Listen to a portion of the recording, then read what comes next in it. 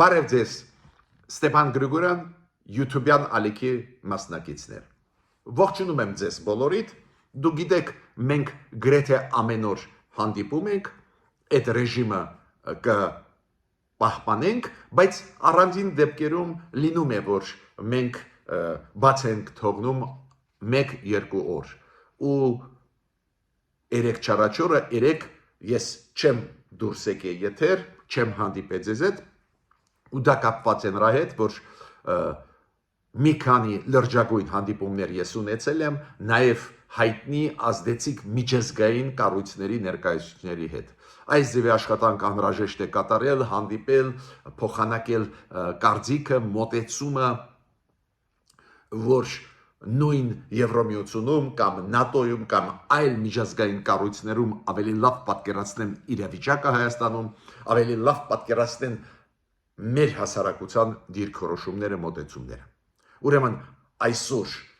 մայիսի 2-ն է, շարունակում ենք մեր աշխատանքը Ստեփան Գրիգորյան YouTube-յան ալիքի շրջանակներում։ Ես ուզում եմ ողջունել Սփյուռքահայությունը, Արցախահայությունը ու բոլոր առանց բացառությամբ Հայաստանի Հանրապետության քաղաքացիներին։ Գիտեք, պահը եկավ, որ մենք մի քիչ ձեզ հետ ճշտենք մեր անելիքները, մեր մոտեցումները, քանի որ իրոք խառնվել է իրավիճակը եւ աշխարհում, ու մենք բոլորս դա տեսնում ենք, միայն Դոնալդ Տրամփի ակտիվ, հաճախ իրարամերժ հայտարարություններ, գործողություններ աշխարհում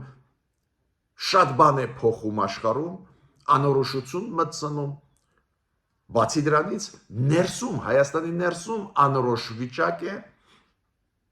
այո, պրոռուսական ընդդիմությունը, Ռուսաստանը հիբրիդային պատերազմի միջոցով ապակայունացնում է մեր երկիրը, բավական բարդ իրավիճակ է։ Այդպես պարզ չի, այս նրանք լավն են, նրանք վատն են, դա միտումնավոր ստեղծվում է։ Ու մենք պետք է մի փոքր էլ ավելի հստակեցնենք մեր անելիքները։ Դրա մասին ես այսօր կխոսեմ, բայց միջ այդ ես ուզում եմ գիտեք երկու ելույթներին կամ որոշումներին կամ նամակներին անդրադառնալ։ Դոնալդ Տրամփը որոշում ընդունեց, որ դա հրամանագիրն է Միացյալ Նահանգների նախագահի, որ նոյեմբերի 11-ը Միացյալ Նահանգներում հայտարարվում է հաղթանակի օր առաջի համաշխարհային պատերազմում։ Նոյեմբերի 11։ Երկրորդ համաշխարհային պատերազմում հաղթանակի օր հայտարարվում է մայիսի 8-ը։ Այդ որոշումները Դոնալդ Տրամփը ընդունեց, լավ հասկացանք, հիմա դա պաշտոնական օրեր են առաջի եւ երկրորդ համաշխարհային պատերազմում Միացյալ Նահանգների կողմից ընդունված հաղթանակներ այդ երկու պատերազմներում համաշխարհային։ Բայց հետաքրքիրը ոնց է ինքը մեկնաբանում իրավիճակը, ինքը ասում է, որ երկու պատերազմներում Միացյալ Նահանգները հաղթանակի հասան ու դա է պատճառը, որ ինքը ֆիքսում է այդ հաղթանակի օրերը, նոյեմբերի 11-ը եւ մայիսի 8-ը, եւ ինքը ասում է, որ օրինակ երկրորդ համաշխարհային պատերազմում անհամեմատ ավելի մեծ լումա ունի հաղթանակի մեջ ֆաշիզմի դեմ ուղված Միացյալ Նահանգները։ Ես պատկերացնում եմ ինչ շոկի մեջ այս խոսքերից կընկնի Վլադիմիր Պուտինը, որը ամբողջ աշխարհով տարածում է լուրեր, որ միայն Ռուսաստանի դերը գլխավորներ, միայն Սովետական միության դերը գլխավորներ։ Հիմա պատասխանեց իրան Դոնալդ Տրամփը։ Ու երկրորդ նամակ, որը գրեց Վիտալի Բալասանյանը, դուք հիշում եք, ինքը Արցախի հերոսն էր, գեներալ, Վիտալի Բալասանյանը ուղղված Վլադիմիր Պուտինին։ Մեծ նամակ էր, որտեղ որ ինքը խնդրում է, որ Պուտինը աջակցի, որ Արցախահայությունը վերադառնա Ղարաբաղ, Արցախ։ Մեծ նամակ էր, այնտեղ գրված էր մեծ լումայի Լեռնային Ղարաբաղի հայերի, Հայաստանի երկրորդ համաշխարհային պատերազմում սովետական միության բանակի ներսում իր պայքարում ֆաշիզմի դեմ այդ բոլորը նկարագրված է մանրամասն չեմ խոսալու, նաև Լեռնային Ղարաբաղի հայերի պայքարը իրենց իրավունքը պաշտպանելու, բայց ես ճիշտ ասած զարմացած էի, որ այդ ժանրին, ռուս թագավորին նամակ ուղղելու, այդ ժանրին մենք հիմա վերադառնում ենք։ Դուք հիշում եք Իսրայել օրու նամակները ռուս թագավորներին, հետո ավելի ուշ, ես ավելին ձեզ ասեմ, երբ որ սկսվեց Լեռնային Ղարաբաղի հետ կապված պրոցես 1988 թվականից, որը հետո անվանվեց Ղարաբաղյան շարժում, այն ժամանակ էլ ռուսաց թագավորին նամակ գրեցին մեր հայտնի գործիչները, հայտնի դեմքերը, Սիլվա Կապուտիկյան, այլ դեմքեր, հիշում եք նամակ գրում էին Գորբաչովին, հետո ավելի ուշ Ելցինին, նամակներ օգնեք մեզ եւ այլ եւ այլ։ Բայց ինձ ինչու այդ ժանրը, այդ մոտեցումը ռուս թագավորներին ուղարկել նամակ, այս անգամ Պուտին թագավորին, ինչու ինձ զարմացրեց։ Ժամանակը ցույց տվեց, որ այդ մեխանիզմը չի աշխատում։ Երբ միայն մեկ անգամ մենք կարողացանք հաջողության, լուրջ հաջողությունների հասնել 90-ական թվերի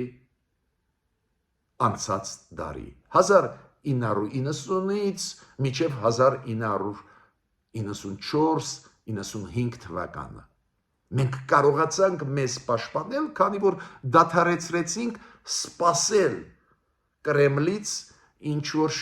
ցուցմունքներ ստանալ, խոստումներ, որ մեզ տան, սկսեցինք մեզ պաշտպանել Արցախահայության իրավունքները, սկսեցինք Հայաստանը դեպի անկախություն տանել։ Միայն այն ժամանակ մենք հաջողության հասանք։ Այս ժանրը, երբ որ դու դիմում ես ռուսաց թագավորին, որ ինքը օգնի, էդ էլ Պուտինին, որը կներեք էլի ինձ, ակտիվ մասնակիցեր, խաղապաները ռուս, ակտիվ մասնակից էին շրջափակման մեջ գցել հայերին, Լեռնային Ղարաբաղի, Ադրբեջանի հետ միասին, ու հետո ոչ մի բան չարեցին, երբ որ ադրբեջանցիք սկսեցին հանել հայերին Լեռնային Ղարաբաղից, էթնիկ զտում արեցին։ Ավելին,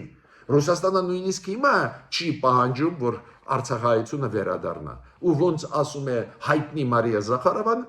հողի վրա էս է ռեալությունը, ինչ եք ուզում հայեր։ Ու նորից գրել ռուսաց թագավորներին, այդ նորից նույն շրջապատույտի մեջ մտնել, ես չեմ համարում ճիշտ։ Հիմա մի քանի թեմային այսօր անդրադառնանք, որոնք առնչություն ունեն։ Օրինակ, Կրեմլի քաղաքականությանը մեր նկատմամբ։ Օրինակ,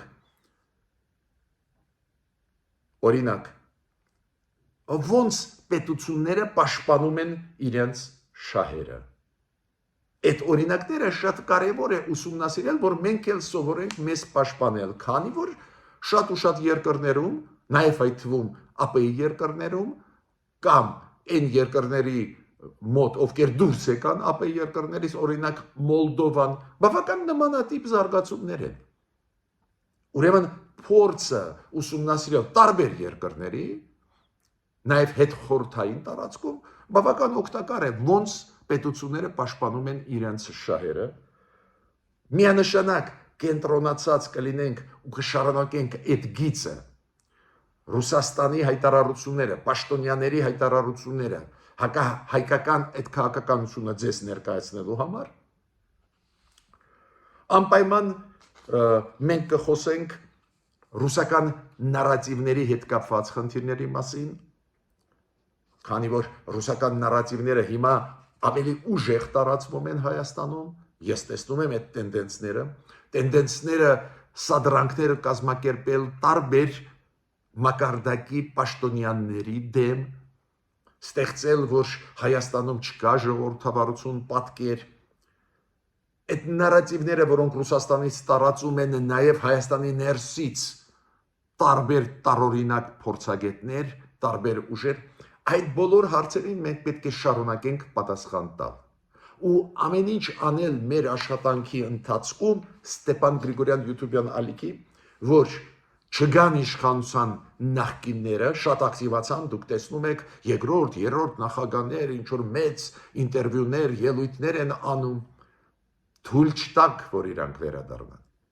Պարզ է, ստեղ մենք պետք է անպայման փորձենք աջակցել գործող իշխանություններին։ Ու ես խնդրում եմ ձեզ բոլորիդ, դուք ակտիվ եք, գրագետ եք, վատ չզգալ, երբ որ առանձին դեպքերում մենք էլ քննադատում ենք, առանձին դեպքերում դիտողություններ ենք անում, այո, եթե մենք ուզում ենք, որ իշխանությունները adekvat արձագանքել այս նոր փուլի սրման, Հայաստանի ներսում քաղաքականության սրման, նոր փուլի ու բավական բարձ զարգացումների աշխարհում, որ կառավարությունը adekvat արձագանքի, պարզ է, որ մենք պետք է առաջարկությունով հանդես գանք, պարզ է առանձին դեպքերում դիտողություններ լուրջ անենք։ Այս աշխատանքի ոճը մենք պետք է որդեգրենք մոտ ժամանակներս։ Այո, վտանգները լուրջ են։ Այո, փորձ է արվում ապակայունացնել իրավիճակը Հայաստանում, որ մարդիկ չկարողանան թացը չորից տարբերել։ Այո, այս նոր ալիքը ներսից պայթացնել Հայաստանը պատահական չի, գործող իշխանությունները սկսեցին աշխատել։ Ավելի էֆեկտիվ լավ աշխատում են եւ Միացյալ Նահանգների հետ, եւ Եվրոմիության հետ։ Պարզ է, Ռուսաստանը, պրոռուսական ուժերը չեն հանդուրժի, ու ամեն ինչը կգնա նաեւ սադրանքների Հայաստանի ներսում։ Ուրեմն մի կողմից աջակցել կառավարությանը, մյուս կողմից անընդհատ մեսիջներ ուղարկել, որ կառավարությունը adekvat արձագանքի, որ մենք կարողանանք կայունությունը պահպանել ներսում։ Դրա համար շատ կոնկրետ քայլեր պետք է արվեն։ Ոնց Ուկրաինան նեյտրալիզացրեց Յանուկովիչին։ Ոչ միայն դատեց, դատական գործեր հարուցեց, դատավարությունները մի քանիսը ավարտվեցին, ցմաբանդարկություն մեկով, մյուսով 10 տարի, երրորդով այ, բացի դրանից Յանուկովիչը, որը փախած է, զրկվեց ոչ միայն նախագահի աթոռից ու փախավ, Յանուկովիչը նաև զրկվեց նախկին նախագահի կարգավիճակից։ Հիմա նախկին մեր նախագահները առանձին դեպքերում անում են հայտարարություններ, որը ուղղակի Ադրբեջանը կարող է վաղը օգտագործել ու նոր պատերազմ մեր դեմ սկսել։ Կամ լուրջ ռազմական օպերացիա մեր դեր կառուցել։ Քանի որ եթե դու ասում ես, որ մենք ենք մեղավորը, մենք ենք դրթե Ադրբեջանին պատերազմի, դու տալիս ես հնարավորություն Ադրբեջանին միատել մեր վրա հարձակվել։ Քիչ է որ Ադրբեջանը չի ուզում ստորագրել խաղաղության պայմանագիրը, ձգձգում է, դու իրանց ձերը, իրանց բերանը դնում ես հնարավորություն մեզ մեղադրելու։ Ու պետք է քայլեր արվեն։ Ուրեմն Ռուսաստանի առաջի թեման, որը այսօրվա մենք սկսում ենք, դա Ռուսաստանի քայլերը մեր դեմ, Ռուսաստանի պաշտոնյաների քայլերը։ Հիմա ես հիբրիդային պատերազմի մասին դեռ չեմ խոսում, կհասնենք։ Ուրեմն Ռուսաստանի ԱԳՆ-ում կա վարչություն, որի անունը ԱՊՀ երկրների վարչություն, հասկանալի է։ ԱՊՀ երկրները դա կարևոր Ռուսաստանի համար պետություններ են, քաղաքականություն է վարում, ուզում է վերականգնել սովետական միությունը, պարզ է, որ վարչությունը ու վարչության ղեկավարը հայ է ազգությամբ, հայկական ազգանունով մարդ է։ Ու այդ մարդը ելույթ ունեցավ ու ասեց, որ եթե Հայաստանը ինչ որ խախտումներ անի ԵԱՏՄ-ի շրջանակներում, կամ փորձի դուրս գալ, կամ ինչ որ ստեղ պրոցեսներ լինեն, ինքը ասում է կան միջազգային իրավական գործիքներ պատժել Հայաստանին։ Նու առաջինը Հայաստանը դեռ չի հայտարարել, որ ուզում է դուրս գալ ԵԱՏՄ-ից, երկրորդը նույնիսկ եթե ուզենա դուրս գալ, դա խախտում չի, դա իրավունքն է Հայաստանի, Բայց այս մարդը ասում է, այ եթե Հայաստանը ուզում է դուրս գալ կամ ինչ որ խախտում անի ԵԱՏՄ-ի, մենք ունենք միջազգային իրավական գործիքներ պատժելու Հայաստանը։ Ու դուք կարող եք հարցնել, պարոն Գրիգոր, այդ ինչ բառեր են, այդ ինչա նշանակում։ Նշանակում է, որ օրինակ իրանք կդիմեն ՄԱԿ-ի արբիտրաժային դատարան, որ տուգանք դնեն Հայաստանի համար վրա ինչ-ինչ սխալների համար։ Կոպիտ ասած, վախացնում են, որ միջազգային ատյանների միջոցով մեզ կխեղճացնեն։ Մենք սովորենք, որ մեզ տարբեր տրամաչափի, տարբեր մակարդակի Ռուսաստանի պաշտոնյաները վախացնում են, բայց այդ նոր տարեր։ Հիմա չեն վախացնում, որ այ դուք դուրս կգաք, մենք վերին լարսը կփակենք ու Հայաստանի ապրանքները կզրկվեն ռուսական շուկայից։ Դրանով չեն վախացնում։ Հիմա ասում են մենք կդիմենք միջազգային դատարաններ, միջազգային դատարաններում տուգանքներ կդնեն միլիարդանոց Հայաստանի վրա։ Ու ինչն էլ շատ կարևոր, որ ասում է, եթե Հայաստանը սխալ պայի, մյուս անդամ պետությունների շահերը մենք պաշտպանենք Հայաստանից։ Ոնց որ Հայաստանը ԵԱՏՄ-ի անդամ չլինի, մենք ԵԱՏՄ-ի անդամ ենք, բայց ինքը Հայաստանի մասին այդպես է խոսում, որ իբր Հայաստանը ԵԱՏՄ-ի անդամ պետությունների դեմ քայլ է անում։ Իմիջիալ ձեզ ասեմ, Հայաստանը աշխատում է ԵԱՏՄ-ի շրջանակներում, պարզ է ժամանակը կգա, որ պետք է դուրս գանք, որ Եվրոմիության ասոցիացիայի մեջ մտնենք, ինչքան շուտ դուրս գանք, այդքան լավ, բայց նույնիսկ տեսեք դուրս ենք չեն գալիս։ Նիկոլ Փաշինյանը հոգնեց բացատրել, որ այդ ակտուալ հարց չի դուրս գալը ԵԱՏՄ-ից։ Տեսեք ոնց վախացնում ենք։ Այս մեխանիզմը կոչվում է ճնշման դիվանագիտական մեխանիզմով, քաղաքական մեխանիզմով ճնշման։ Մյուսը ես միշտ ձեզ հետ խոսում եմ միջազգային անցուդարձներից շատ կարևոր, որոնք իրոք ազդում են նաև մեր վրա։ Ուրեմն Թրամփ նախագահի քաղաքականությունը։ Դուք գիտեք, Թրամփ նախագահի 100 օրը հենց լրացավ ապրիլի 30-ին ու շատ հետաքրքիր թվեր տրվեցին, որ Թրամփ նախագահան այդ 100 օրվա մեջ ունեցավ 33 պաշտոնական հեռախոսազրույցներ տարբեր նախագահների հետ երկրների ու երկու անգամ պարոն Զելենսկու հետ, Պուտինի հետ եւ Նետանյահուի հետ։ Ուրեմն եթե 33-ից այդ 6 հեռախոսազրույցները այս 3 ղեկավարների Ուկրաինայի, Ռուսաստանի եւ Իսրայելի հանենք 26 հեռախոսազրույցեր այլ երկրների ղեկավարների ու մեջը կա հեռախոսազրույց Նիկոլ Փաշինյանի հետ։ Վատ չի։ Երկրորդը 17 հանդիպում ունեցավ Տրամփը, ոչ թե հեռախոսազրույց, ուղղակի հանդիպում ունեցավ։ Երկուսը այդ 17-ի մեջ, երկուսը Զելենսկու հետ։ Ոտի վրա նաև Նիկոլ Փաշինյանը հիշում եք Տրամփի հետ ունեցել է հանդիպում։ Շատ հետաքրքիր է Իրան ոնց է գնահատում իր 100 օրյա աշխատանքը Տրամփը։ Ինքը ասում է փայլուն մենք ես աշխատեցի, դա պատմական 100 օրեր են, ոչ մի սխալ ես չեմ արել, մենք շատ փող կաշխատենք, ուղղակի շուտ չենք կարողանալ աշխատել։ Գիտեք, շատ հետաքրքիր է պոպուլիստների մոտ այդ շատ հետաքրքիր հատկություն է, երբ որ իրանք չեն ընդունում իրանց սխալները, նույնիսկ եթե արդյունք չկա, ասում են, չէ, հեսա կլինի արդյունք, նորից խոստում են տալիս, շատ հետաքրքիր իր կողմից այդ արձագանքել, որ փայլուն 100 օրեր էին, ոչ մի սխալ, մինչդեռ ամբողջ աշխարհում այլ կարծիք է ու նույն Միացյալ Նահանգների ներսում այլ կարծիքներ ուժեղ են։ Շատերը դժգոհ են ու դու գիտեք, իրավարկանիշը ահավոր շատ արագ իջել է։ Բայց մեկ դրական քայլ իրոք արվեց, ես դա ընդունում եմ, իրոք Միացյալ Նահանգները ստորագրեցին տնտեսական ոլորտում պայմանագրեր Ուկրաինայի հետ։ Այդ պայմանագրի մասին շատ է խոսվել ու ստորագրեցին հանքարդյունաբերության ոլորտում պայմանագիր, նաև հազվադեպ մետաղների հետ կապված այդ լուրջ պայմանագիր է Ուկրաինա Միացյալ Նահանգներ, ուստեղ ուզում եմ ասել, ոնց Ուկրաինան կարողացավ պաշտպանել իր շահերը։ Տրամփը ուզում էր, որ Ուկրաինան մի մասը օգնության Միացյալ Նահանգների Բայդենի ժամանակ որպես պարտք ստեղ ֆիքսի։ Զելենսկին պայքարեց ու ոչ մի պարտք չկա, ուղղակի կողմերը ստեղծում են հիմնադրամ, բացի այդ պայմանագրից ստորագրումից, ստեղծեցին նաև հիմնադրամ, որի շրջանակներում ամերիկացիք կօգնեն Ուկրաինային։ Տեսակ այդ օրինակը միջազգային անցուդարձից ու ոնց պետությունները պաշտպանում են իրաց շահերը։ Ուկրաինան ծանրագույն վիճակում է, ինքը պետք է ցանկացած առաջարկի հետ համաձայնվեր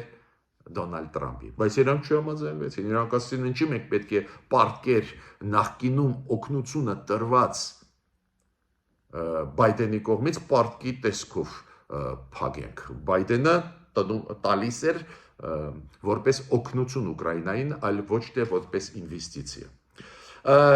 Իմիջիալից դուք գիտեք, որ երկու կոնգրեսականներ Միացյալ Նահանգների սկսեցին պրոցեդուրա իմպիչմենտի։ Պարզը իմպիչմենտը, որ անցնի, դա շատ բարդ է, ոչ միայն մեծամասնություն, այնտեղ կա փուլ, երբ որ 2/3 կոնգրեսի երկու պալատը պետք է քվեարկի, բավական բարդ պրոցեդուրա է, բայց իմպիչմենտի պրոցեդուրան կարող է նախաձեռնել նույնիսկ մեկ падգամավոր։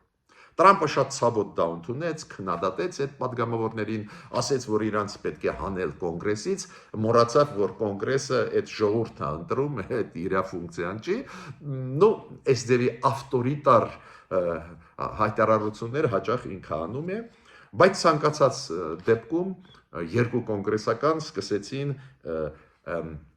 լիազորությունների չարաշահման պատճառով սկսել իմպիչմենտ։ Այնտեղ էլի կետեր կան, բայց ինձ վրա մեծ տպավորություն թողեց, որ Տրամպին մեղադրում են, որ շատ ու շատ որոշումներ ինքը անում է, որը պետք է համաձայնեցի կոնգրեսի հետ, անտեսում է, դա իրոք Ամերիկայի օրենքներով լուրջ սխալներ են, ու հիմա այդ process-ը սկսվեց։ Իմիջիալոց Տրամպը, ես նոր ասեցի, գնահատեց փայլուն իր աշխատանքը այդ իր պաշտոնում, բայց պետք է ասեմ նախագահի պաշտոնում 100 օրվա ընթացքում, բայց Amnesty International շատ հեղինակավոր միջազգային կառույց հայտարարությունով հանդես եկավ, որ իրոք Տրամպի օրոք շատ ու շատ թուլացավ մարդու իրավունքների պաշտպանության ոլորտը ամբողջ աշխարհում, նաև Միացյալ Նահանգների ներսում։ Իրենք ասում են, որ կա վտանգ, որ կորպորացիաները Տրամպի հետ համագործակցելիս կարող են զավթել իշխանությունը Միացյալ Նահանգներում, դեզինֆորմացիան շատ է տարածվում, իրանք համարում են լրջագույն վտանգ, քանի որ գիտեք պետդեպարտամենտում Միացյալ Նահանգների կային բաժիններ, որոնք դեզինֆորմացիայի դեմ պայքարում էին, որը տանում է օրինակ Ռուսաստանը ու Չինաստանը Ամերիկայի դեմ, իրանք համարում են, որ Ռուսաստանը, Չինաստանը ու տանում են ինֆորմացիոն պատերազմ։ Ու ցրեց Դոնալդ Տրամպը այս ինստիտուտները իրենց կառավարության ներսում, ուրեմն դեզինֆորմացիան հանգիստ աշխատում է Ամերիկայի ժողովրդի դեմ։ Նաև Դոնալդ Տրամպից ուզում եմ ասել, իրոք Ռուսաստանը ձեր է առնում բարի բուն իմաստով, Դոնալդ Տրամպին ասում է խաղաղություն ուզում ենք ու ռմբակոծում է գրեթե ամեն օր Ուկրաինային, այսօր էլ, երեկ էլ ռմբակոծել են, պարզ է Դոնալդ Տրամպը նյարդացած է, Պուտինը, ժողովրդի լեզվով ասած, փչացնում է Տրամպին, խոստումներ տալիս է, հետո չի անում, պարզ է աշխարհը հասկանում է, որ Տրամպը դառնում է թույլ կողմ, ու Տրամպը պարզ է իր կուսակցությունների միջոցով, իր կուսակցության հանրապետականների միջոցով հիմա սկսեց պատրաստել շատ լուրջ օրենսդրական ակտ Սենատում, որի համաձայն շատ լրջագույն սանկցիաներ կկիրառվեն Ռուսաստանի դեմ ու այն պետությունների դեմ, ովքեր առնում են նավթը Ռուսաստանից։ Կուսակցական նախաձեռնություն է դա Սենատում, հավաքեցին 72 ստորագրություն սենատորների 100-ից 72, դա նշանակում է, որ 60-ը անցան, 60-ն է այն շեմը, որ սկսում է օրենսդրական ակտը շրջանառության մեջ մտնել, 67-ը, եթե Տրամպը նույնիսկ վետո օգտագործի, որ հաղթարվի վետոն, ուրեմն 72-ը հերիք է, որ այդ օրենսդրությունը կընդունվի, ուրեմն ստեղ շարժ կա, բայց Իրան Միացյալ Նահանգներ բանակցային process-ը դժբախտաբար հիմա կանգնեց, 4-րդ փուլը պետք է անցներ Հռոմում չստացվեց ու Օմանը, որը միջնորդ է, Օմանի արտգործնախարարը ասեց, որ կհետաձգվի այդ հանդիպումը, որը պետք է լիներ եթե չեմ սխալվում, վաղը մայիսի 3-ին չստացվեց, ինքը ասեց, բայց այդ 4-րդ փուլը կլինի, հիմա ամերիկացիք էլ ասեցին, մենք սպասում ենք, որ լինի 4-րդ փուլը, ես չեմ կարող հստակ ասել ում պատճառով է, որ այդ 4-րդ փուլը չկայացավ, պատճառները Օմանի միջնորդությամբ ու Օմանը ասում է, որ պատճառը տեխնիկական է, բայց ես համոզված չեմ, որ տեխնիկական է, միգուցե ինչ-որ բաներ իրանցիներին դուր չեկավ, քանի որ ամերիկացիք ուզում են սկսել դիտորդական առաքելություն անել Իրանում այն օբյեկտների, որոնք կասկածվում են, որ պատրաստում են միջուկային զենք, միգուցե ստեղ է պատճառը, որ հետաձգվեցին։ Մյուս հարցը շատ կարևոր միջազգային անցուդարձից Նետանյախուն գնում է Բաքու։ Նետանյախու Իսրայելի վարչապետը գնում է Բաքու։ Դուք ասում եք, թե ռազմավարական համագործակցության մակարդակ ունեն, էլի, իրենց համագործակցությունը ռազմական մակարդակի է հասած, դաշնակցային գրեթե մակարդակի է հասած, ռազմատեխնիկական համագործակցությունը թափով գնում է։ Այո, շատ բնական է, որ Նետանյախուն մայիսի 7-ին կլինի Բաքվում, դա պաշտոնական այցելություն է, բայց ինքը գնում է 6 օրով։ Հրեական շաբաթը ինքը անցկացնում է Բաքվում։ Հասկացաք, ինչքան մոտ են իրար։ Ու քանի որ Բաքուն միջազգային քրեական դատարանի անդամ չի, Ադրբեջանը պարզ է ինքը ոչ մի խնդրեմ չունի։ Իդեպ ասեմ ձեզ, ինքը գնաց Հունգարիա, հիշում եք, պաշտոնական այցով ու այն ժամանակ ասում էին Հունգարիան, քանի որ միջազգային քրեական դատարանի անդամ է, անպայման պետք է ձերբակալի, Հունգարիան էլ ասեց ոչ, մենք հիմա սկսում ենք պրոցեդուրա դուրս գալու միջազգային քրեական դատարանից, սկսեցին դուրս գալ ու մի քանի օր առաջ, 2 թե 3 օր առաջ Հունգարիայի պարլամենտը որոշում ընդունեց սկսել պրոցեդուրա դուրս գալու միջազգային քրեական դատարանից։ Պարզը Իսրայելի պաշտոնյաները, նաև արտգործնախարարը ողջունեցին դա, Իսրայելը լարված է միջազգային քրեական դատարանի վրա, քանի որ միջազգային քրեական դատարանը մի քանի գործեր հարուցեց ոչ միայն ռազմականների Իսրայելի, նաև Նետանյախուի եւ նախկին պաշտպանության նախարարի։ Իրանք հայտարարված են որպես ռազմական հանցագործ ու քրեական դատարանը միջազգային կոչ է անում անդամ պետությունների 124 պետություններին ձերբակալել Նետանյախուին, եթե այդ պետությունների տարածք ինքը մտնի։ Պարզ է, լարված են իրանք, կտրականապես ուժեղ լարված են հենց միջազգային քրեական դատարանի ու Իսրայելը դրա պատճառով Հունգարիայի պարլամենտի որոշումը ողջունեց, որ դուրս է գալիս միջազգային քրեական դատարանից։ Ես պետք է ասեմ, որ մենք պարտավոր ենք միջազգային քրեական դատարան դիմել ու պատասխանատվության կանչել Ադրբեջանի ղեկավարներին, հենց դրա պատճառով, որ դա նեղություն է տալիս։ Տեսեք, Իսրայելը նեղվում է դրանից, որ Նետանյախուն հայտարարված է որպես ռազմական հանցագործ ու միջազգային քրեական դատարանը օրդեր որոշում ընդունեց ձերբակալել իրան։ Դա ուժեղ մեխանիզմ է ազդելու Ալիևի վրա ու ստիպելու, որ ինքը ստորագրի խաղաղության պայմանագիրը։ Ես պետք է ասեմ, որ Զելենսկին Ուկրաինայի նախագահան արեց շատ կարևոր քայլ։ Հիշում եք, ես ասել եմ սկզբում այսօրվա ելույթի, որ մեզ համար շատ կարևոր է ուղարկել մեսիջներ մեր կառավարությանը, ոնց ինքը կարող է պաշտպանել ներքին անդորը։ Միայն մեսիջներ ուղարկելով, միայն վիճելով նախկինների հետ, տեղը դնելով, շատ դժվար է, շատ բան փոխվեց, շատ ակտիվ դեզինֆորմացիան տարածվում է Հայաստանում։ Շատ ու շատ քայլեր կառավարության, նաև հասարակության կողմից բարդ ընկալվեցին։ Ուրեմն այդպես չի, ոնց կար, ասենք 2 տարի առաջ, երբ որ 60% ռեյտինգ ուներ Նիկոլ Փաշինյանը ու հեշտ հասցնում էր իր ասածը ժողովրդին։ Ասեմ ձեզ, նորից կրկնում եմ, գործող կառավարությունը լրջագույն հիմա աշխատանք է տանում Եվրոմիության, Միացյալ Նահանգների հետ, դրա համար Ռուսաստանը կատաղած է ու բոլորին քսի է տալիս այս կառավարության դեմ, պրոռուսական մեր ընդդիմությունը, առանձին պրովոկատորներ, առանձին ֆեյք ակտիվիստներին, բոլորին այս կառավարության դեմ, պաշտոնյաների դեմ ուղղում է Ռուսաստանը։ Չեմ ասում, որ մենք ունենք նաև պրոռուսական ուժեր, որոնք երազում են Բելարուս, Ռուսաստանի դաշինքի մեջ մտնել ու կորցնել Հայաստանի սուվերենությունը։ Ուրեմն մեր նպատակներից կարևորագույն մյուսը աջակցել մի կողմից կառավարությանը, մյուս կողմից տալ առաջարկություններ, ոնց պաշտպանել մեր անդորը ներսում, ոնց ազատվել այս աղբից քաղաքական դաշտի, ովքեր դեմ են մեր սուվերենության, դա սահմանադրության դեմ ուղղված քայլեր են։ Օրինակ Զելենսկին ինչ արեց։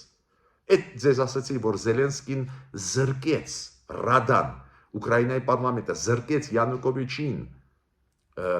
նախկին նախագահի կարգավիճակից էլ։ Շատերը չգիտեն, բացի նախկին նախագահի կարգավիճակը լուրջ կարգավիճակ է աշխարհում մեկ։ Ինքը իրան զրկեց նաև նախկին նախագահի կարգավիճակից։ Հիմա Զելենսկին նոր քայլեր արեց։ Ուրեմն կան գործիչներ նաև նախկինում աշխատած պետական ինստիտուտներում Ուկրաինայի, ովքեր հիմա բաց դուրս եկան Ուկրաինայի շահերի դեմ։ Դուք հիշում եք Ալեքսեյ Արիստովիչը, որը խորհրդականն էր ադմինիստրացիայում Զելենսկուն։ Հիմա չգիտեմ ինչ եղավ այդ մարդու հետ, բացահայտ դուրս եկավ Ուկրաինայի դեմ։ Հայտարարությունները անում նմանատիպ նրան, ինչ մեզ մոտ անում են նախկինները, որ իբր Փաշինյանը մեղավոր է, իբր Փաշինյանը մեղավոր է, որ պատերազմ եղավ եւ այլ, ու ինքը հիմա սանկցիաներ իրանց դեմ կիրառեց, պաշտոնական հրամանագիր ստորագրեց։ Նաև այդ թվում ձերբակալություններ իրենց հայտարարությունների համար սպասում են։ Դրա մեջ մտան նաև մի քանի բլոգերներ, մի քանի նախկին պաշտոնյաներ։ Օրինակ նույն Ալեքսեյ Արիստովիչը դուք գիտեք, բավական պրոադրբեջանական է, բայց ինքը իրոք հիմա անում է հայտարարությունները, ապշում է, ոնց կարա գաղտնիքներ է բացում պետական։ Ուրեմն հրամանագրով սանկցիաները իրանց դեմ կիրառվում են ընդհանուր ձերբակալություն, երբ որ մտնեն նորից վերադառնան Ուկրաինա, իրանք բոլորը Ուկրաինայի քաղաքացիներ։ Դες Ուկրաինան ոչ միայն սանկցիոն քաղաքականություն կիրառում է օտար երկրացի նկատմամբ, նաև իրենց քաղաքացիները, ովքեր դավաճանում են պետության շահեր։ Ուրեմն ստեղ սովորելու բան ունի մեր կառավարությունը։ Ես այսօրվա ելույթը ավարտում եմ, ուզում եմ ասել, խնդրում եմ բաժանորդագրվել, կիսվել, լայքել, ակտիվ լինել, քանի որ լրջագույն փուլ ենք մտնում։ Այդ ինֆորմացիոն պատերազմը նաև տարածվում է մեր դեմ պատերազմի, հայտնի փորձագետների, մարդկանց, ովքեր կարող են հայ ժողովրդին ճիշտ ուղղություն ցույց տալ, ճիշտ որոշումներ ցույց տալ եւ կառավարությանը եւ հասարակությանը, մարդիկ, ովքեր դեմ են այն սրման իրավիճակի, որը գնում է Հայաստանի ներսում։ Ուրեմն շարունակում ենք մեր աշխատանքը։ Միջ նոր հանդիպումներ։